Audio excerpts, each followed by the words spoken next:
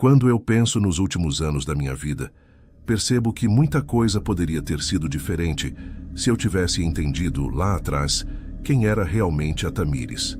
Na época, eu confundia intensidade com amor, ciúme com cuidado, insistência com paixão.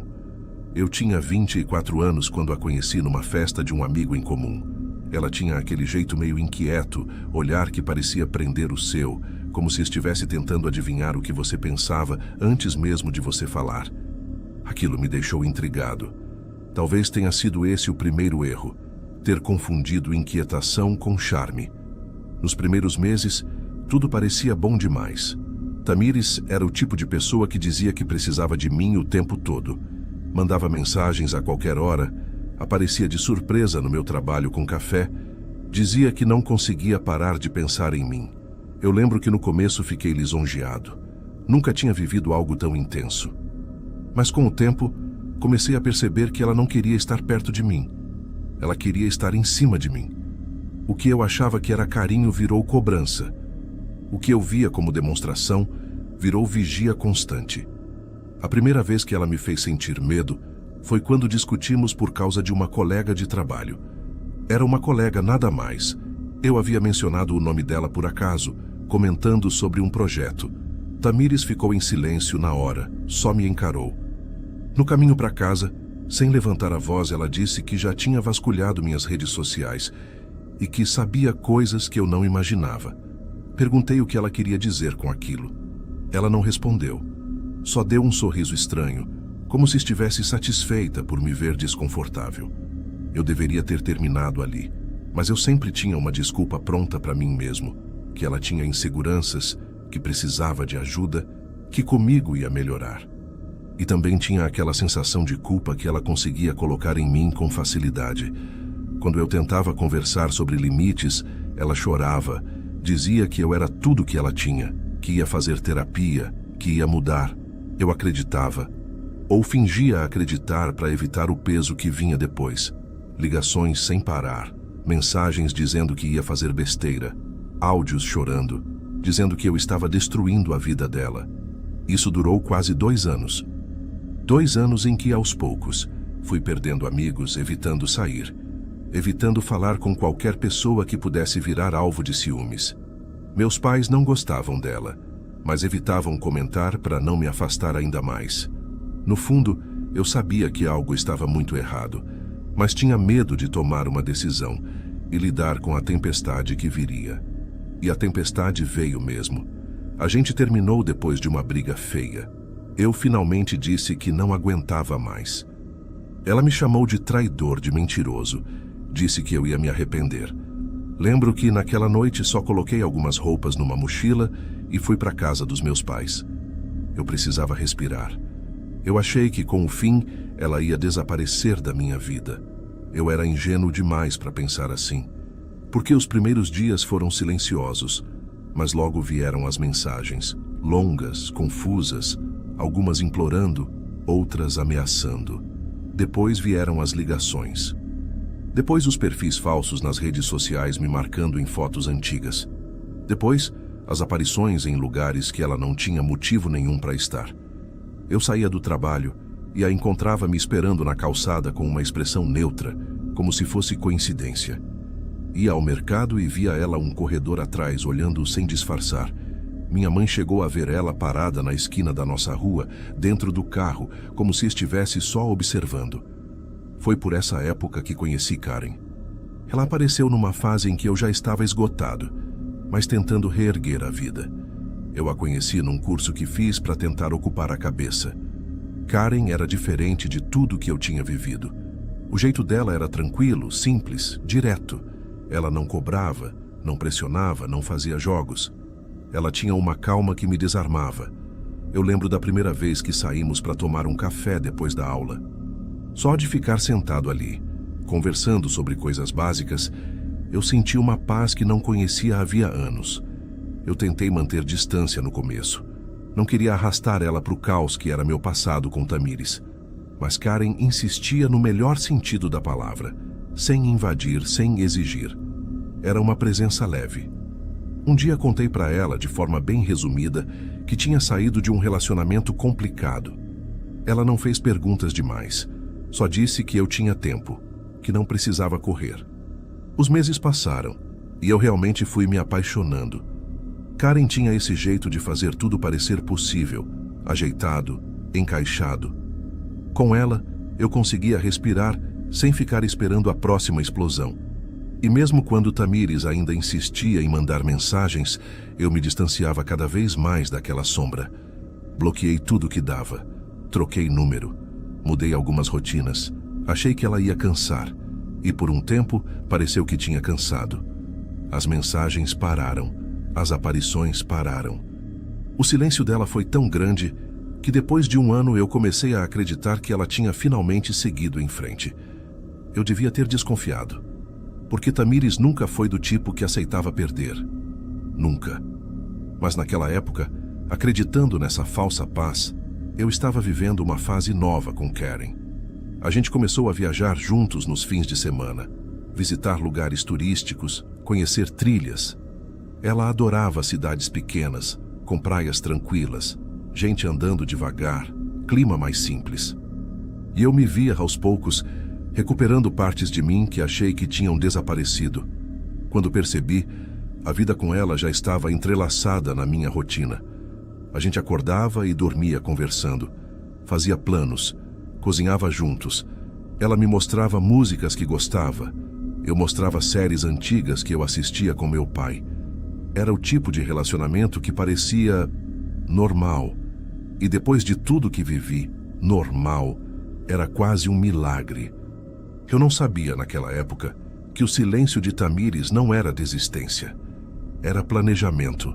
Não sabia que ela estava só esperando o momento exato para voltar e que quando voltasse ia fazer da forma mais destrutiva possível. Mas isso eu só viria a entender muito tempo depois.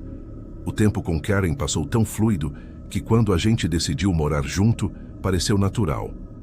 Não teve aquele momento cheio de cerimônia. Só percebemos que já fazíamos tudo juntos e que não tinha sentido manter duas casas, dois trajetos, duas rotinas separadas. Foi um período bom. Simples, mas bom. Eu acordava antes dela para fazer café. Ela me acordava nos fins de semana abrindo a janela e deixando a luz entrar direto nos meus olhos, só para me provocar. Às vezes eu pensava que era isso que eu sempre tinha procurado. Uma vida quieta, sem exageros, sem medo constante. Foi nesse ritmo que o casamento acabou se tornando assunto. Primeiro numa conversa mais solta, depois mais concreta. A verdade é que eu nunca tinha me imaginado casando, não depois da bagunça que foi meu relacionamento anterior. Mas com Karen era diferente. Ela me dava essa sensação de estabilidade. E quando percebi, já estava procurando alianças com ela, decidindo data, chamando família. Tudo parecia tão limpo, uma espécie de renascimento. Eu lembro bem do dia do casamento. A cerimônia foi simples, só para a família e alguns amigos mais próximos. Eu estava nervoso, mas não daquele nervoso ruim. Era um frio na barriga que parecia confirmar que eu estava fazendo a coisa certa. Minha mãe chorou o discurso inteiro. Meu pai fez piada ruim como sempre. E Karen estava linda. Não de um jeito exagerado, mas daquele jeito que só ela tinha, de parecer acolhedora até com o vestido mais fino. Se em algum momento, naquele dia, passou pela minha cabeça o nome Tamires, foi só como um sopro distante. Eu acreditava de verdade que aquilo tudo estava no passado. Depois da festa, fomos direto para nossa lua de mel, numa cidade turística conhecida pelas praias bonitas e pelas ruas cheias de pousadas pequenas. Restaurantes familiares e turistas andando devagar, tirando foto de tudo. A gente já tinha ido para lá uma vez, num bate-volta rápido, e tinha gostado do clima. Agora, com mais tempo, queríamos aproveitar de verdade. Chegamos no fim de tarde. O céu estava naquele tom meio alaranjado e o vento tinha cheiro de mar.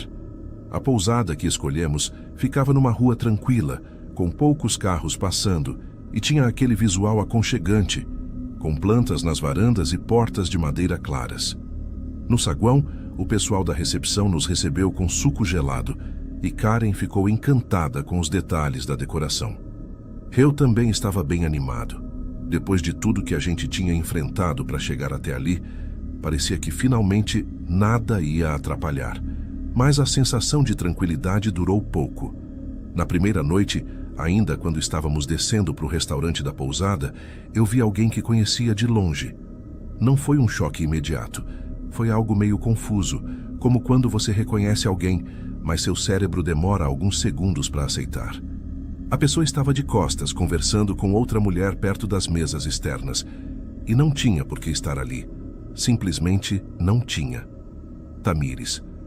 O nome veio na minha cabeça de um jeito gelado. Na hora, engoli seco, mas tentei não reagir. Karen estava falando alguma coisa sobre o cardápio do restaurante. Eu nem ouvi direito. Eu sabia que se ela percebesse na hora o que eu tinha visto, a lua de mel acabaria antes mesmo de começar. E também tinha aquela parte de mim que dizia: você pode estar enganado. Pode ser só alguém parecida. Só que quando entramos no restaurante e me sentei, a mulher virou o rosto de lado, rindo de algo, e eu vi claramente. Era ela. O mesmo jeito de prender o cabelo. A mesma postura um pouco rígida. Até o jeito de cruzar o braço enquanto conversava. Meu estômago afundou. Mas o que eu ia fazer? Levantar, ir lá e perguntar: o que você está fazendo aqui? Isso só chamaria mais atenção. E não fazia sentido. Ela não tinha como saber onde eu passaria a lua de mel. Não deveria saber, pelo menos. Eu nunca postei nada sobre isso, nem falei com pessoas em comum. Eu me convencia, a cada minuto, que era coincidência.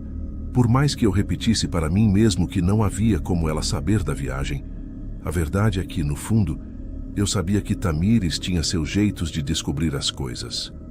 Quando estávamos juntos, ela já tinha conseguido acesso ao meu e-mail sem eu perceber. Já tinha decorado horários e rotinas minhas que eu nem lembrava de ter comentado.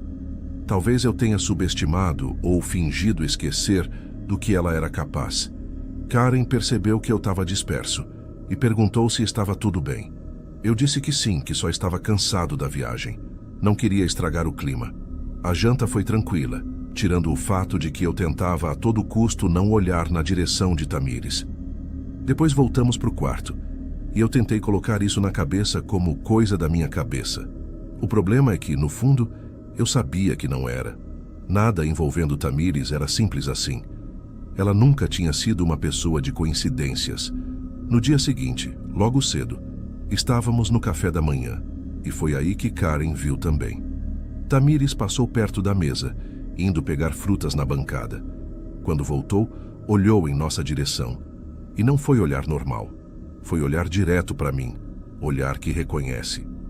Olhar que diz: eu sei exatamente onde você está. Karen olhou para mim na hora. Você conhece ela? A pergunta saiu leve. Só curiosidade. Eu respondi rápido demais. Acho que não. Talvez só seja parecida com alguém. Karen não insistiu, mas deu para perceber que estranhou meu tom. E eu fiquei o resto do café inteiro com um nó na garganta. Quando subimos para o quarto para pegar as coisas antes de sair para a praia, ela comentou casualmente: achei que ela te reconheceu também. Eu só desconversei. Disse que era impressão dela. Era óbvio que Karen não estava totalmente convencida, mas ela não pressionava. Esse era o jeito dela. Se fosse no passado, com Tamires, aquilo viraria uma discussão de horas. Com Karen virou só silêncio desconfortável. Tentamos seguir com o dia normalmente. Tomamos sol, caminhamos pela orla, tiramos fotos, comemos pastel numa barraquinha. E por algumas horas parecia que tudo estava normal. Até que, voltando para a pousada no fim da tarde, eu a vi de novo. Parada perto da entrada, mexendo no celular. E dessa vez ela levantou o rosto devagar, como se estivesse me esperando passar.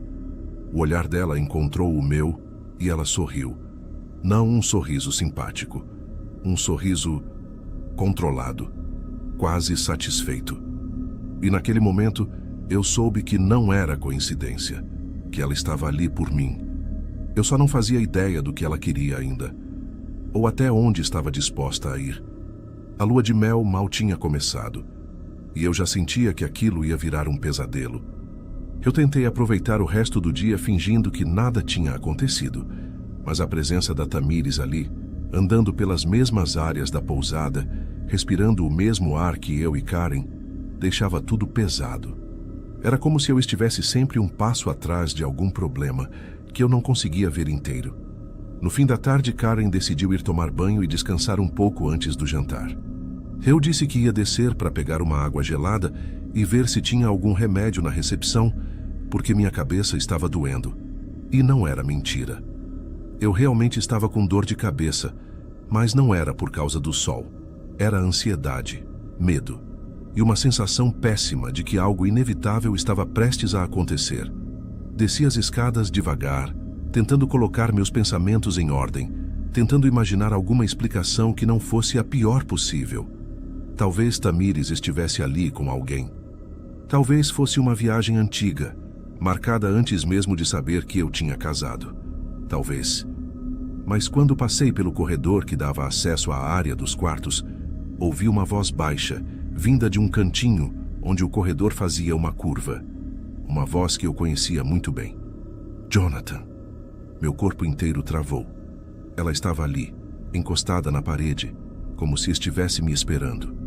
A luz amarela do corredor deixava o rosto meio sombreado, mas eu reconheceria aquela expressão mesmo no escuro.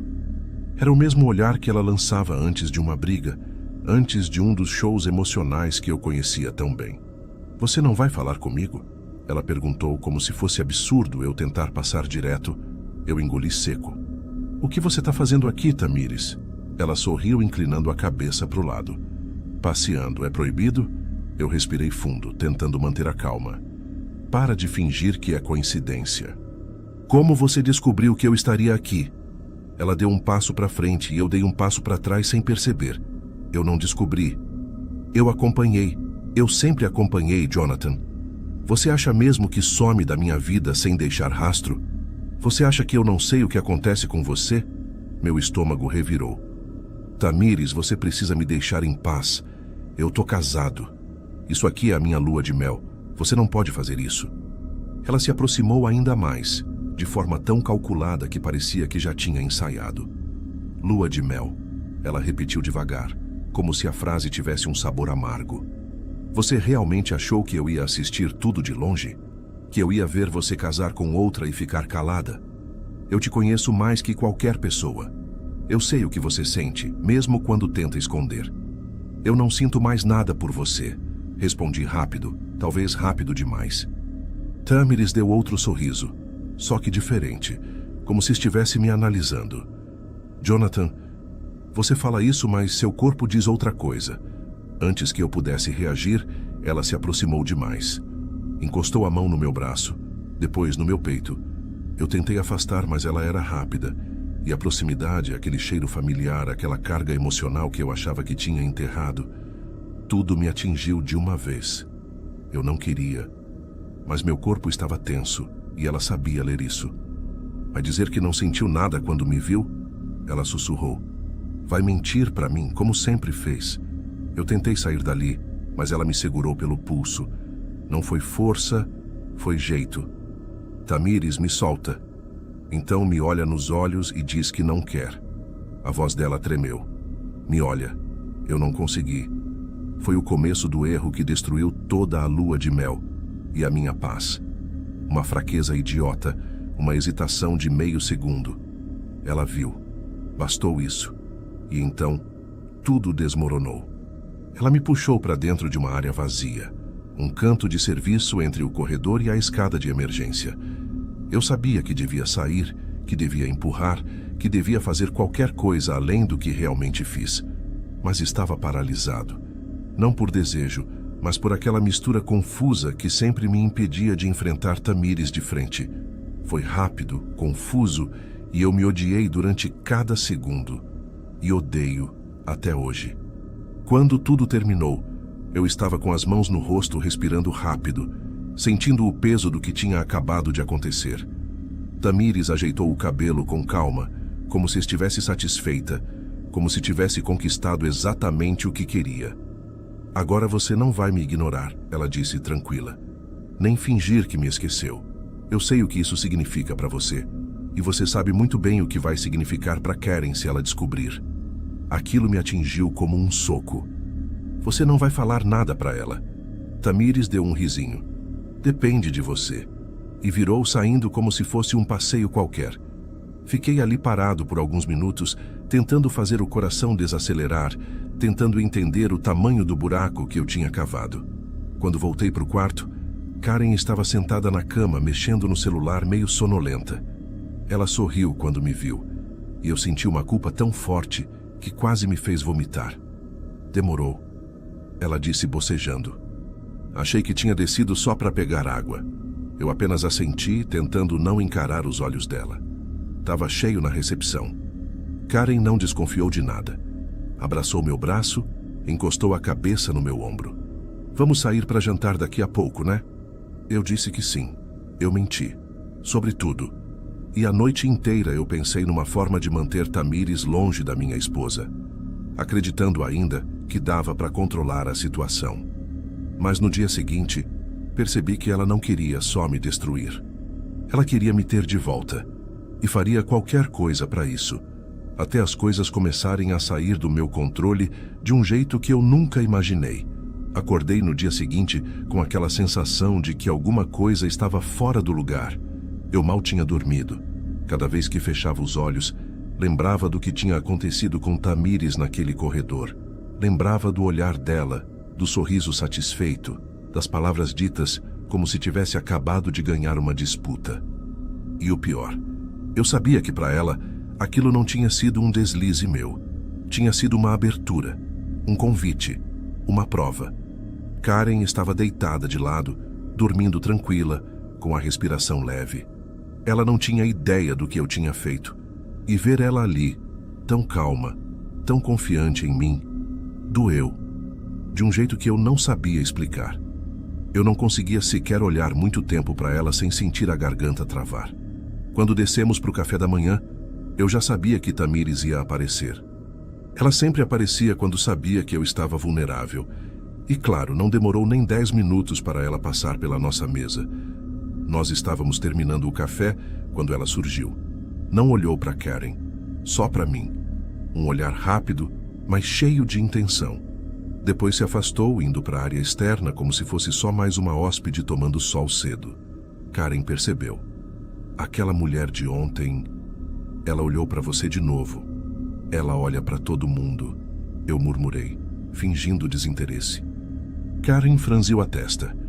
Não, ela olhou para você. E de um jeito, não sei explicar. Eu senti o coração apertar. Amor, você tá vendo coisa. Não tem nada. Ela não insistiu, mas também não engoliu totalmente.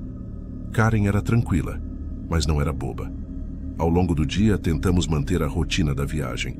Fomos a uma praia mais afastada, caminhamos pela beira do mar, tiramos algumas fotos. Era para ser um dia agradável, mas eu não conseguia relaxar.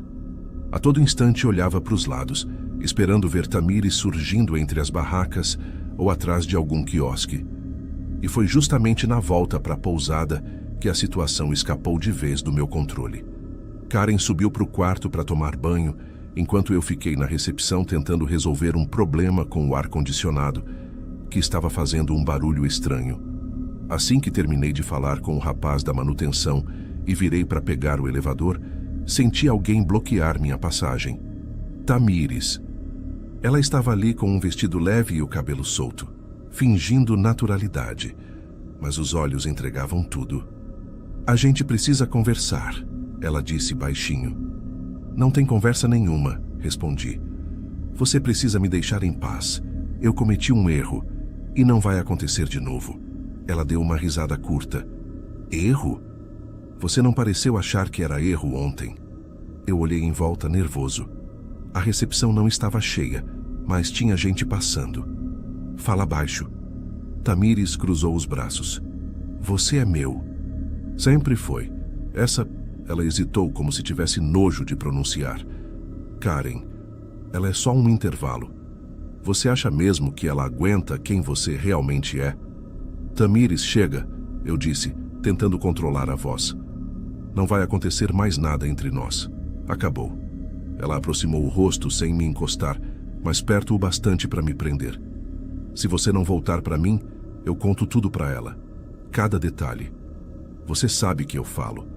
Sabe que eu não tenho vergonha de nada. Meu estômago embrulhou. Por favor, foi só o que consegui dizer. Não faz isso. Ela sorriu devagar, um sorriso de vitória. Então me encontra hoje à noite, no quarto onde estou. Número 23. Não, respondi na hora. Não tem chance. Tamires levantou o celular como se exibisse algo. Eu gravei ontem, Jonathan. Não tudo, mas o suficiente. E se você não aparecer, amanhã cedo ela recebe tudo. Eu senti o sangue sumir do meu rosto. Ela deu 2 passos para trás. Às 21 horas. Se não vier, se bom, você que escolha qual vida quer perder. E saiu deixando o corredor parecer menor do que realmente era. Pensei em ir até a recepção, contar tudo, pedir que retirassem ela dali. Mas como eu faria isso? Como explicar que uma mulher que, aos olhos dos outros, parecia tranquila, na verdade era uma ameaça? E pior, como explicar que eu tinha acabado de traí-la? Eu sabia que, se pedisse ajuda, teriam que envolver Karen, e era justamente isso que eu estava tentando evitar. Passei o resto do dia num estado de pânico que tentei disfarçar. Karen e eu fomos caminhar pela orla. Depois sentamos para tomar um sorvete. Ela conversava sobre coisas simples, músicas que tocavam ali perto, um passeio que queria fazer, enquanto eu respondia automático com a mente longe. Eu pensei em contar. De verdade. Em algum momento, quase deixei escapar. Mas como eu ia fazer isso? Dizer para minha esposa, na nossa lua de mel, que eu a tinha traído no primeiro dia? Eu ia destruí-la. E Tamires sabia disso. Era exatamente essa a arma dela. Quando deu umas 20 horas, Karen decidiu ficar no quarto vendo TV, enquanto eu dizia que ia descer até a área externa para buscar um café. Ela nem desconfiou. Me deu um beijo rápido e continuou assistindo confortável, sem imaginar a tempestade que estava prestes a cair sobre nós. Eu desci. Cada passo parecia pesar mais que o outro. Eu sabia que não devia ir, mas, se não fosse, ela cumpriria a ameaça, e eu perderia Karen do mesmo jeito. Parecia não haver escolha. Parecia. Quando parei diante do quarto 23, respirei fundo várias vezes. Eu tinha certeza de que ia entrar num buraco ainda mais fundo. Mas antes que eu batesse, ouvi uma voz atrás de mim. Jonathan! Meu corpo gelou. Virei devagar. Karen estava no corredor, descalça, com o cabelo preso de qualquer jeito, usando o casaco que sempre colocava quando estava com frio. Ela segurava meu celular na mão. Eu devia ter deixado em cima da cama, destravado. E a tela mostrava uma notificação. Uma mensagem. De Tamires. Uma frase curta. Se atrasar, mando para ela primeiro. Karen me encarou. O que é isso? Eu abri a boca para falar, mas nada saiu. Ela deu alguns passos para trás, já entendendo mais do que eu conseguia explicar. Jonathan, quem é essa mulher? O que está acontecendo? Eu tentei me aproximar. Amor, eu posso explicar. Eu fiz uma merda. Mas não é o que você está imaginando. Por favor, deixa eu... A porta do quarto 23 abriu. Tamires apareceu com um sorriso vitorioso, quase teatral. Bom, acho que você chegou cedo demais, Jonathan. Ou atrasado demais. Depende do ponto de vista. Karen levou a mão à boca. Tamires cruzou os braços, satisfeita. Ele não te contou? Ontem, aqui mesmo no corredor, ele implorou por mim. Mal conseguia esperar. Isso é mentira, eu gritei. Não foi assim. Ela me forçou, ela. Tamires riu. Forçado? Você me abraçava, Jonathan. Eu tenho gravação. Quer mostrar para sua esposa? Quer que ela escute a forma como você geme? Cala a boca! Eu berrei, perdendo totalmente o controle. Karen deu mais um passo para trás. Eu não acredito que você fez isso comigo.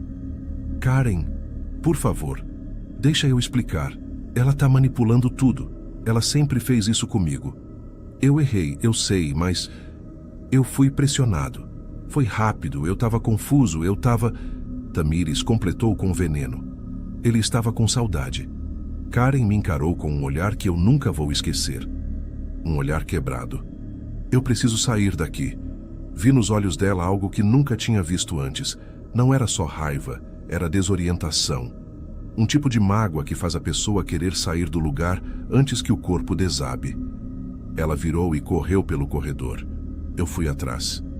Karen, espera, por favor, não vai... Mas quando virei a curva, ela já descia as escadas chorando, sem olhar para trás.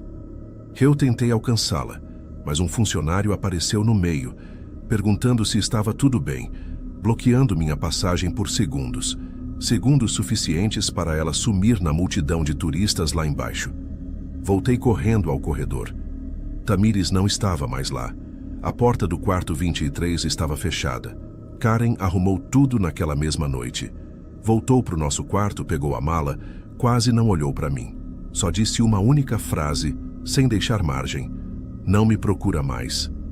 Tentou sair da pousada a pé. Só não foi embora de vez porque a recepção a ajudou a chamar um carro para o aeroporto. Eu tentei ligar, mandar mensagem, explicar. Nada. Ela bloqueou tudo. A forma como ela arrumou as coisas foi quase automática, como se estivesse se segurando para não desmoronar ali mesmo. Não falou alto, não gritou, não pediu explicações. Era como se estivesse tentando manter um mínimo de controle, enquanto tudo dentro dela ruía. Por isso saiu tão rápido. Não porque não quisesse ouvir, mas porque sabia que se ficasse mais 5 minutos, talvez não conseguisse ir embora. Depois que Karen foi embora, eu não tinha forças para nada.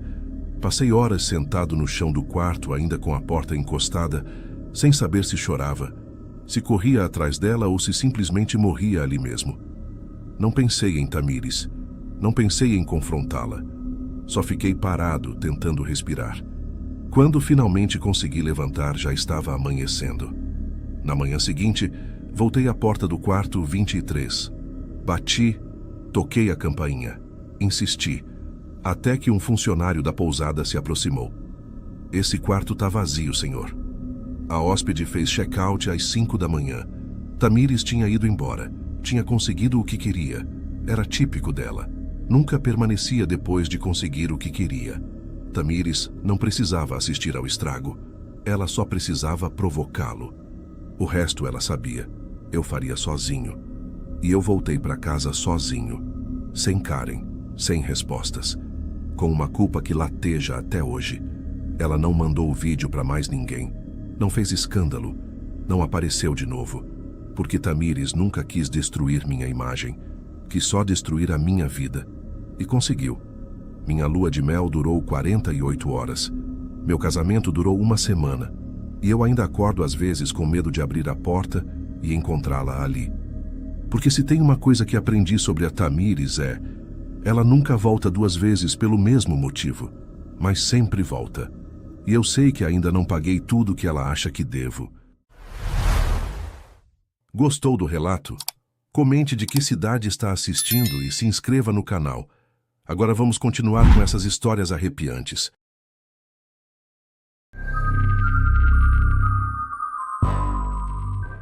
Eu tinha 29 anos quando casei com a Roberta. E quando olho para trás, parece que nossa história começou muito antes do dia em que subimos no altar. A gente se conheceu de um jeito tão simples que às vezes eu acho estranho como aquilo virou tudo na minha vida. Era um domingo abafado. Eu tinha ido ajudar um amigo numa feira de artesanato e ela apareceu perguntando o preço de uma luminária de madeira. Eu lembro exatamente como ela ergueu a sobrancelha quando eu tentei explicar o funcionamento da lâmpada. Como se estivesse avaliando se eu era mesmo tão desajeitado quanto parecia. Depois riu e acabou levando a luminária. E o meu número. A partir dali, as coisas seguiram num ritmo que eu nunca tinha vivido. Ela trabalhava em horário comercial. Eu tinha uma rotina meio bagunçada por causa do meu emprego, que exigia turnos variáveis, mas mesmo assim, a gente sempre dava um jeito de se ver. A Roberta tinha esse jeito dela. Tranquilo, mas firme. Ela decidia o que queria e simplesmente fazia acontecer. Eu, do lado dela, me sentia menos perdido no mundo. A gente namorou por quase 6 anos, e nesses 6 anos passamos por muita coisa. Mudança de apartamento, emprego novo, problemas de família, saúde capengando aqui e ali, mas nada que balançasse a gente de verdade. O que mais me impressionava era como ela lidava com tudo com calma, mesmo quando eu achava que o mundo ia desmoronar. Ela dizia que drama demais só traz peso. E eu tentava seguir o conselho, mesmo nem sempre conseguindo. Quando finalmente decidimos morar juntos, percebi que dividir o mesmo teto com ela era muito mais fácil do que qualquer história que eu já tinha ouvido sobre casais. A gente brigava, claro. Ela tinha mania de espalhar coisas pela casa e eu tinha mania de implicar com qualquer barulho depois das 10 da noite. Mas até as brigas eram curtas, meio bobas, terminavam rápido. E toda vez que eu acordava e via que ela estava respirando ao meu lado, com o cabelo bagunçado e o rosto ainda meio amassado do travesseiro, eu tinha certeza de que era com ela que eu queria envelhecer. O pedido de casamento veio no 3º aniversário de quando começamos a morar juntos. Não foi nada planejado. Naquele dia, eu tinha trabalhado um turno longo, cheguei cansado, só querendo comer alguma coisa e dormir. Ela estava no sofá, vendo um filme que já tinha começado pela metade.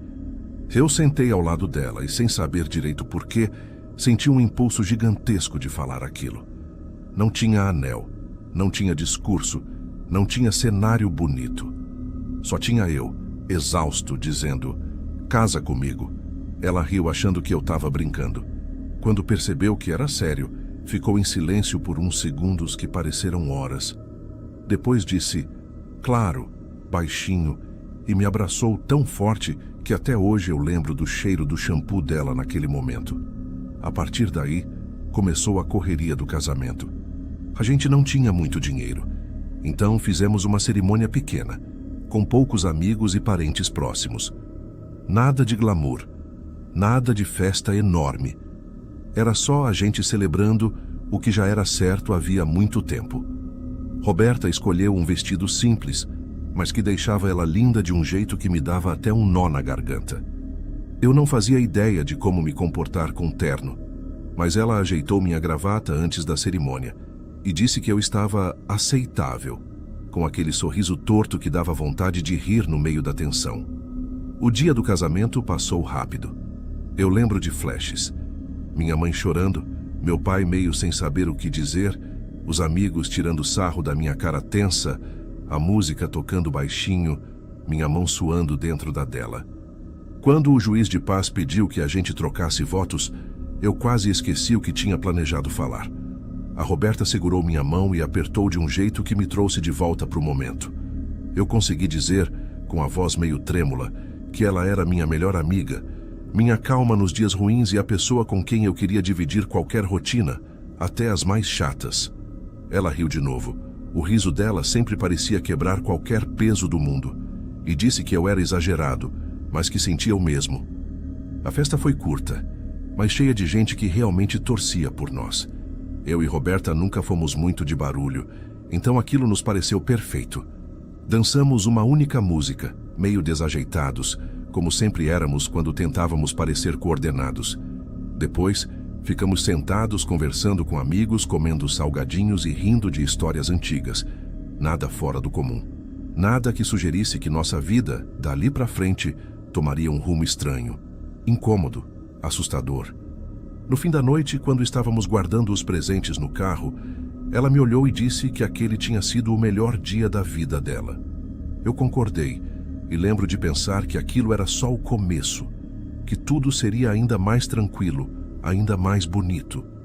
A gente tinha planos simples, construir alguma estabilidade, talvez comprar uma casa, talvez ter filhos mais para frente.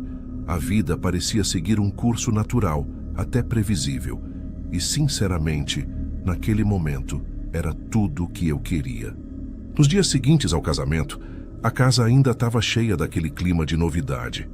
A gente esbarrava na aliança o tempo todo, ficava olhando para o próprio dedo, como se tentasse acreditar que aquilo realmente estava acontecendo.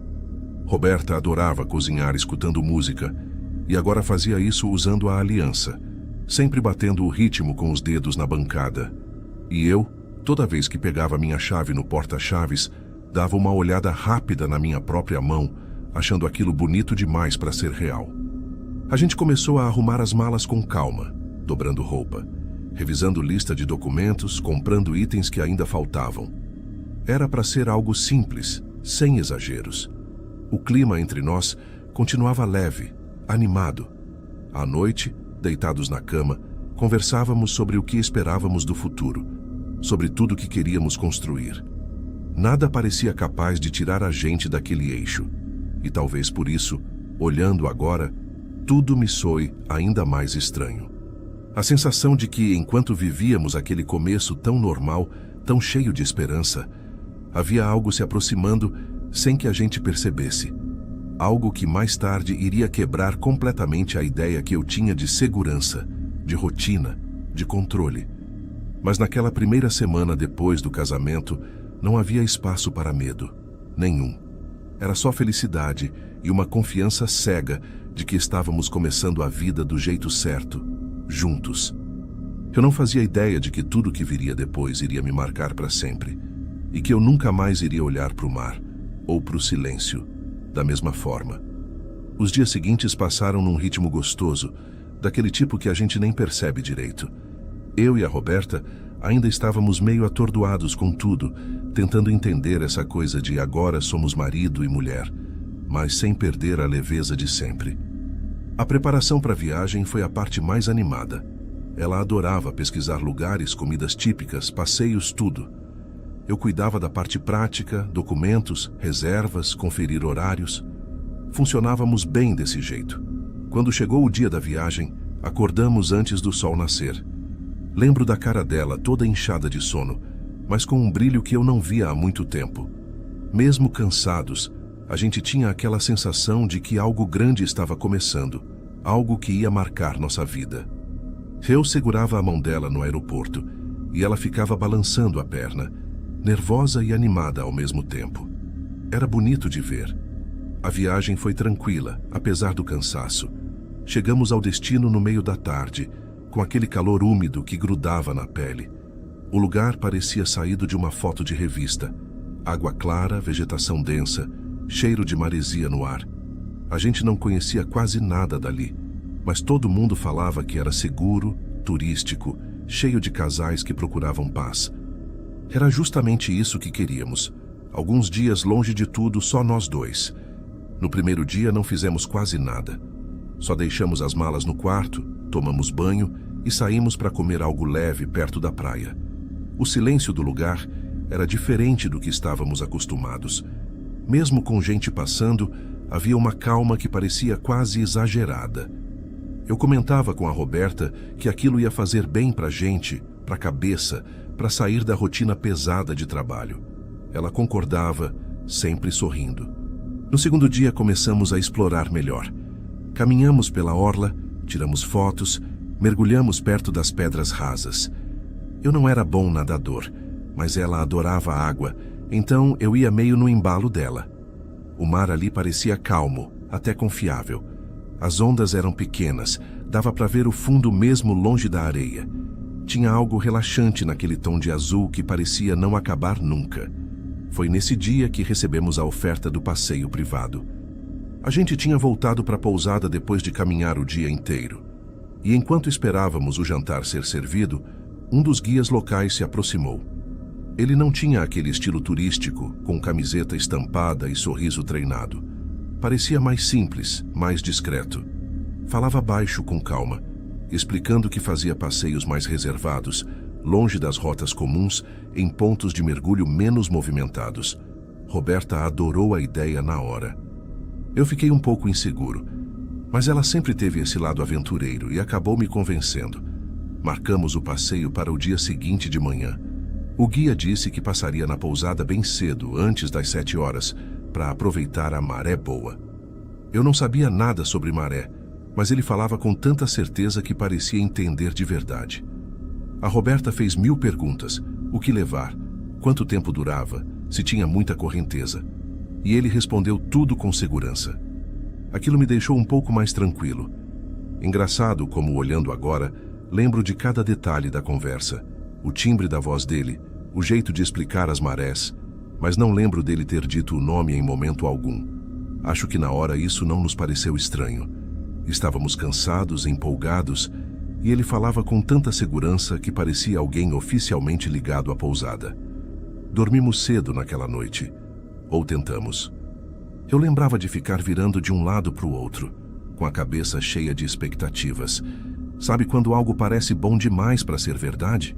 Eu não sabia explicar, mas tinha um incômodo leve, quase imperceptível, como um aviso bobo que a gente ignora porque não quer estragar o momento. Achei que fosse só ansiedade. O guia chegou na hora certa, antes mesmo das 7 horas. Batemos um papo rápido enquanto caminhávamos até o pequeno pier onde o barco dele estava. Era simples, mas parecia em bom estado. O dia estava bonito, céu limpo, brisa leve. Tudo perfeito. Subimos a bordo e seguimos mar adentro. No começo foi tranquilo. Ele conversava pouco, mas dava algumas informações sobre a região, sobre o clima, sobre como o mar mudava ao longo do dia. Roberta fazia vídeos do trajeto, apontava coisas na água, ria de qualquer detalhe. Eu sentia aquela alegria boa só de ver ela feliz daquele jeito. Mas depois de algum tempo, comecei a achar que estávamos indo longe demais. Não sabia explicar exatamente quanto tempo havia passado, mas parecia mais do que o combinado. A costa já estava tão distante que parecia uma linha fina no horizonte.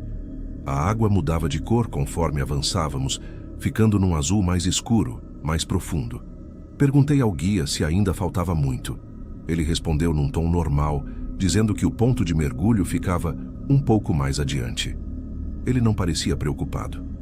Isso me acalmou por alguns instantes, mas a sensação estranha voltava de vez em quando, como se algo estivesse fora do lugar e eu não soubesse exatamente o que.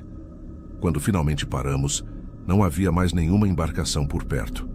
Só o nosso barco, o barulho leve das ondas batendo na lateral e o céu claro em cima da gente. A Roberta estava animada, preparando o equipamento de mergulho com facilidade, enquanto eu tentava não demonstrar muito nervosismo. O guia explicou como seria o mergulho. Disse que não havia perigo, que a profundidade era segura.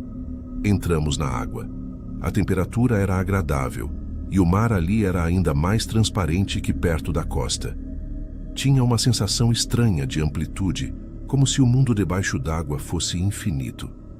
Roberta mergulhava com suavidade, sempre indo um pouco mais fundo do que eu conseguia. Eu a seguia aos poucos, tentando manter a calma, respirando devagar. O guia mergulhou com a gente no início, mas depois de um tempo, não lembro exatamente quando ele desapareceu do meu campo de visão. Achei que ele estivesse verificando algo no barco ou mudando o ângulo de visão. Não dei tanta importância no momento. Mas quando subimos de volta à superfície, eu e a Roberta, e olhei em volta, ele simplesmente não estava lá. Nenhum sinal, nenhum som, nada. Roberta riu, achando que ele tinha mergulhado de novo, mas eu já começava a sentir um peso no estômago. Chamamos por ele algumas vezes. O silêncio que voltou parecia maior do que deveria ser. Voltamos para o barco, subimos pela lateral, ainda pingando. O deck estava completamente vazio. Nenhuma mochila, nenhum equipamento extra, nada além do que já estava lá quando saímos. O rádio não ligava, as caixas de suprimentos estavam fechadas, mas só tinham algumas poucas coisas: água, frutas, uns biscoitos secos. Nada que indicasse um passeio longo demais. Ele deve ter mergulhado, Roberta insistiu. Era uma explicação possível. Mas por que ele não respondeu quando chamamos? Por que o barco estava tão quieto? Por que parecia que estávamos mais longe do que deveríamos? O sol ainda estava alto, mas meu peito já começava a apertar. A sensação que eu tinha na noite anterior voltou com tudo. Agora não mais como um incômodo leve, mas como um aviso claro, forte, impossível de ignorar. Algo estava errado, e eu ainda não tinha ideia do tamanho do problema. Nos primeiros minutos depois que percebemos que o guia não estava no barco, eu ainda tentava racionalizar. Talvez tivesse mergulhado mais fundo para verificar alguma coisa. Talvez tivesse visto algum movimento na água. Talvez tivesse até se afastado flutuando sem querer. O mar podia enganar a gente, empurrar para longe sem perceber. Roberta também tentava manter a calma, como sempre fazia, mas dava para ver no rosto dela que o incômodo estava crescendo. A gente ficou chamando por ele por vários minutos, olhando em todas as direções, tentando enxergar qualquer sombra, qualquer movimento estranho na superfície. A água estava calma, praticamente sem onda, sem nenhum sinal de alguém surgindo. Nenhum braço levantado, nenhuma cabeça aparecendo. Nada. O silêncio parecia maior ali, como se o mar engolisse tudo. Depois de um tempo, a Roberta olhou para mim e disse: "Acho melhor a gente esperar um pouco." Concordei, mas no fundo já sabia que algo estava muito errado. Ele não teria mergulhado tanto tempo sem equipamento extra, não teria feito isso sem avisar, e principalmente não teria se afastado a ponto de não ouvir os nossos gritos. O sol ainda estava forte, queimando nossa pele. Eu fiquei andando pelo barco tentando encontrar algo útil. Havia uma caixa pequena com algumas garrafas d'água, umas frutas meio passadas e alguns biscoitos. Nada de rádio funcionando. O painel parecia desligado. Talvez estivesse com a fiação queimada. Talvez simplesmente enferrujado. Eu não tinha conhecimento para saber. Só sabia que apertasse o quanto apertasse, ele não dava sinal de vida. Foi só quando o sol começou a descer que a ficha caiu de verdade.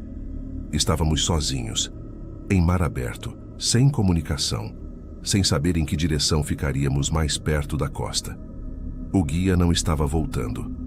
Roberta tentava manter a respiração calma, mas eu via quando o olhar dela fugia para o horizonte com aquele medo que ela tentava esconder. Ela apertava a aliança com o polegar, um hábito que sempre surgia quando ficava nervosa. Fizemos a única coisa que dava para fazer: esperar. A noite chegou rápido demais. O azul do mar foi ficando escuro, quase preto, e o vento aumentou um pouco. Não o suficiente para preocupar com tempestade, mas o suficiente para deixar o barco balançando mais. A Roberta se encolheu debaixo de uma toalha, e eu fiquei sentado ao lado dela, segurando a mão dela com força, como se isso fosse nos manter firmes. A primeira noite foi péssima.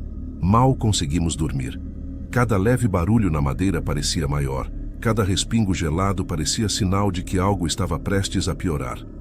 O mar faz um som diferente durante a noite, um som que a gente não percebe quando tem luz ou quando tem outras pessoas por perto. É um som de vazio, de distância, de isolamento. Quando o sol nasceu, ficamos procurando o horizonte como se fosse trazer alguma resposta. Mas a costa estava tão longe quanto antes. Até mais, talvez. Aquela área tinha correntes laterais muito fortes, quase invisíveis na superfície. Elas podiam arrastar embarcações leves por quilômetros sem que ninguém percebesse. Naquele momento, claro, não sabíamos disso. Só víamos o mundo ficando cada vez mais distante. O barco tinha flutuado durante a noite e agora estávamos completamente sem referência. O segundo dia foi pior que o primeiro. A água ainda era pouca e decidimos racionar. Cada gole parecia um desperdício, mesmo sabendo que era necessário. Dividimos uma fruta no meio, comendo devagar, tentando enganar a fome.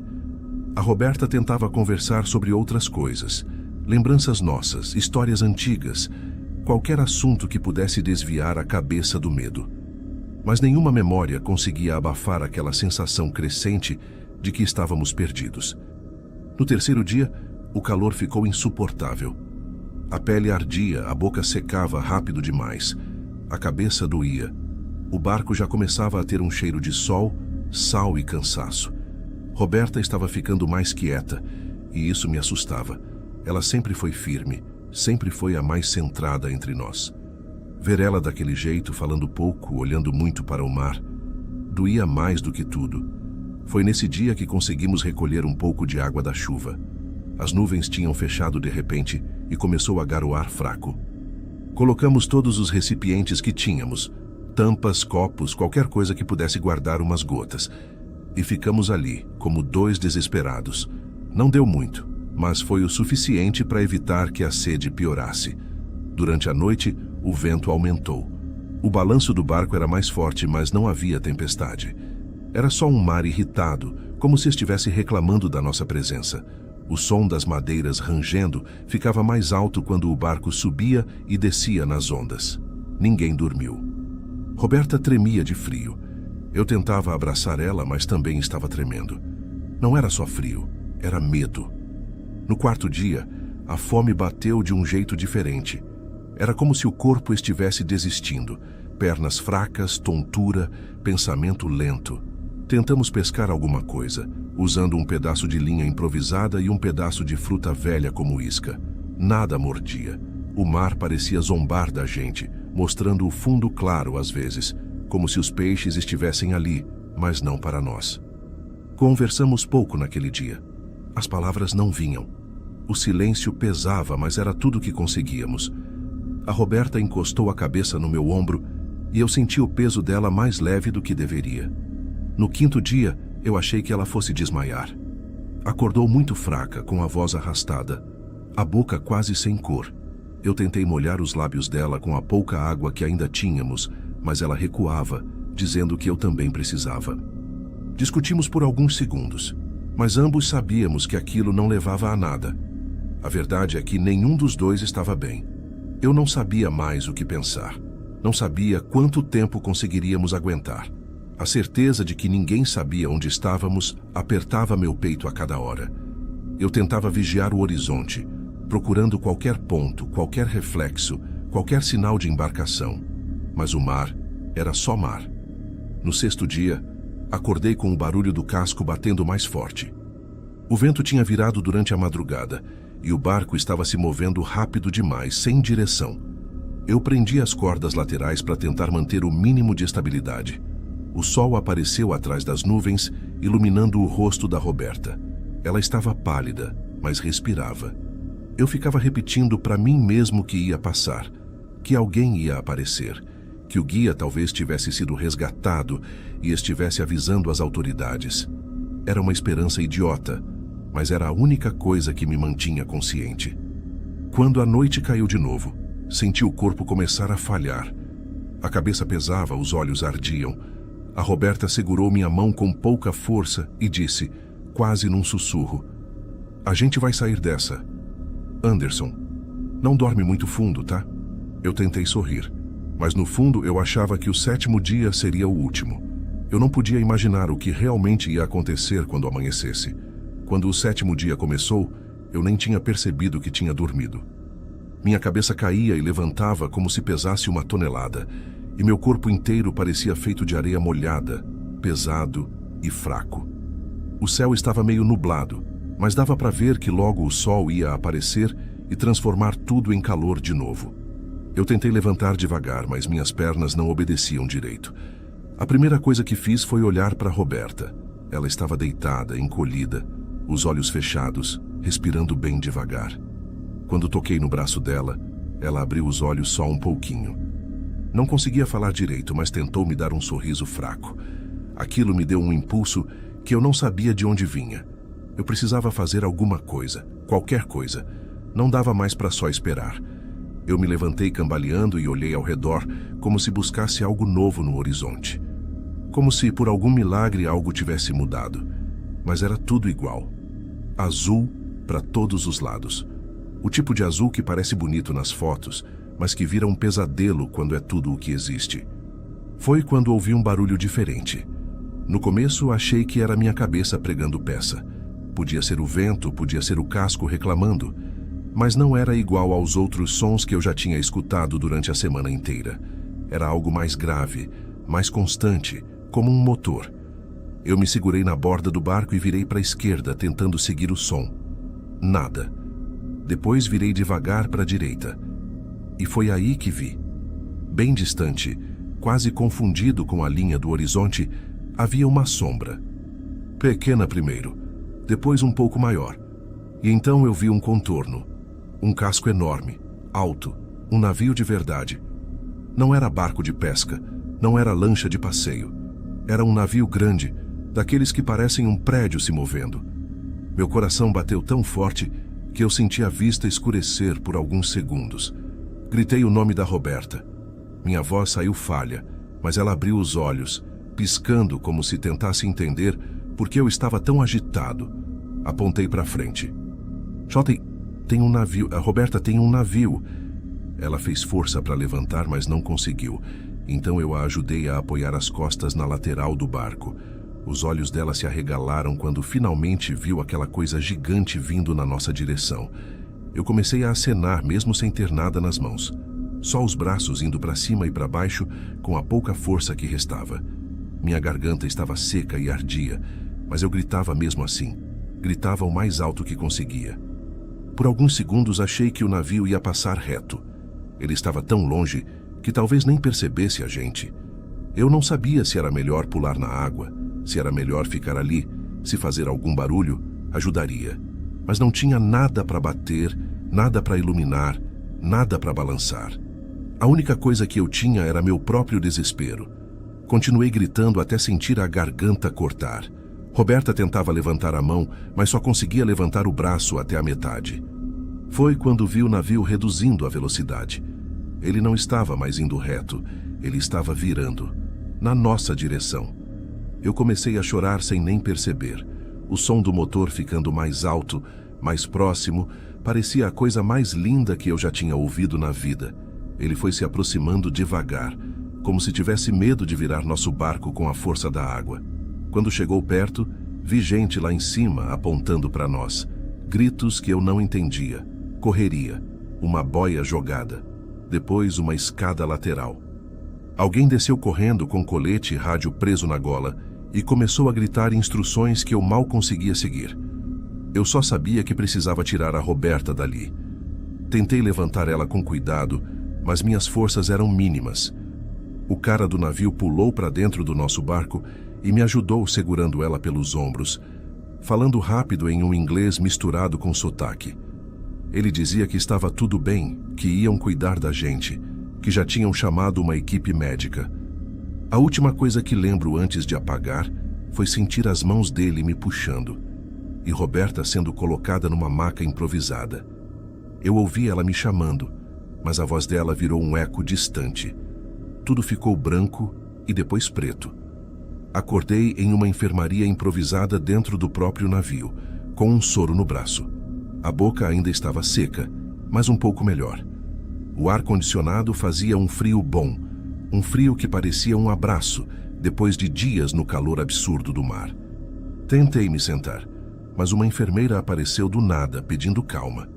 A primeira pergunta que fiz foi: minha esposa, a Roberta? Ela sorriu e disse que ela estava bem, em outra sala, recebendo atendimento. Disse que nós tínhamos sido encontrados por acaso, porque o navio tinha desviado a rota por causa de correntes mais fortes naquela manhã. Por acaso. Essa frase ficou martelando na minha cabeça. Quando finalmente me deixaram ver a Roberta, ela estava sentada com cobertores e um monte de adesivos no peito para monitoramento. Ela sorriu quando me viu. Um sorriso fraco, mas verdadeiro. Eu sentei ao lado dela, segurando sua mão, sentindo a pele dela quente e viva. A gente ficou uns bons minutos só olhando um para o outro sem dizer nada. As palavras não vinham, não precisavam vir. Horas depois, quando já estávamos melhor, chamaram a gente para conversar com o capitão. Ele queria entender o que tinha acontecido. Contamos tudo, cada detalhe. O guia, o mergulho, o desaparecimento, o barco sem rádio, os dias à deriva. Os oficiais se entreolhavam o tempo todo, anotando coisas. Um deles até comentou que aquele tipo de passeio privado não devia ser feito sem registro, sem autorização, sem comunicação adequada. Mas quando perguntaram o nome do guia, nós não tínhamos. Ele nunca tinha se apresentado de verdade. Nunca mostrou o documento. Nunca mencionou a empresa para quem trabalhava. Depois comentaram que acidentes aconteciam, que às vezes guias mergulhavam e eram pegos por correntes fortes que sumiam sem deixar rastro. Pode até ser verdade. Pode até ser plausível. Mas algo no olhar do capitão mostrava que ele achava a situação estranha demais. 2 horas depois, já estavam preparando tudo para nos deixar no continente. A parte que mais me marcou aconteceu quando fui pegar nossas coisas no barco. O mesmo barco onde tínhamos passado a pior semana da nossa vida. Um dos marinheiros me acompanhou. Ele iluminou o interior do casco, checando se tinha algo importante que eu tivesse esquecido. Eu estava virando para sair quando ele abaixou, pegou algo preso numa fresta do chão e me entregou. Era uma etiqueta plástica, daquelas de mala, mas estava completamente apagada, sem nome, sem número, sem nada. Eu não fazia ideia de quem era, nem se era nossa, nem se era dele. O marinheiro só deu de ombros como se aquilo não significasse nada, mas para mim, significava. Era mais um pedaço de um quebra-cabeça que nunca ia fechar. Até hoje não sabemos o que realmente aconteceu com o guia. Se caiu no mar, se afastou, se nos deixou lá de propósito. Não houve buscas oficiais por ele, pelo menos não que tenham nos contado. Depois que voltamos para casa, tentamos contato com a pousada, com a empresa de passeios. Nada. Eles disseram que não tinham registro de nenhum guia com aquela descrição. Nem naquela semana, nem no mês inteiro. Naquela região, era comum aparecerem guias autônomos, gente que não trabalhava oficialmente para a pousada, mas circulava por ali oferecendo passeios rápidos a casais. A maioria era séria, mas alguns simplesmente apareciam e sumiam no dia seguinte sem deixar rastro em lugar nenhum. Talvez nunca saibamos a verdade, mas às vezes quando eu fecho os olhos e lembro daqueles dias no mar, eu penso no momento em que subimos de volta ao barco depois do mergulho. Ele não estava ali, mas e se ele nunca tivesse realmente mergulhado com a gente? E se ele tivesse ficado no barco até o último segundo? E se por algum motivo que eu nunca vou entender, ele tivesse simplesmente ido embora? Essas perguntas ficam comigo desde então, e sempre vão ficar. Porque o mar, por mais bonito que pareça, é enorme demais para dar respostas, mas cruel o suficiente para carregar todos os segredos.